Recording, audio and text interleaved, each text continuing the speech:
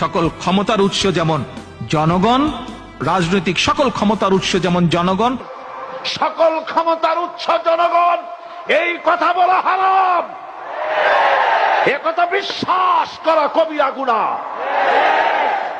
সকল ক্ষমতার উৎস জনগণ, এই কথা আপনাদের বলে ওই সব ধুরন্ধর রাজনীতিবিদরা আপনাদের ভোট নেওয়ার জন্য আপনাদেরকে পাম দিয়া ডানলপ টায়ার বানায়। আমরা কিন্তু এটাই শিখি, দেশে আমাদেরকে রাষ্ট্রীয় ভাবে শিখানো হয়, এটা রাষ্ট্রীয় কুফরি। সকল ক্ষমতার উৎস জনগণ নয়, সকল ক্ষমতার উৎস কে? উনি ক্ষমতার উৎস, তিনি ক্ষমতাশীল, মহা ক্ষমতাধর।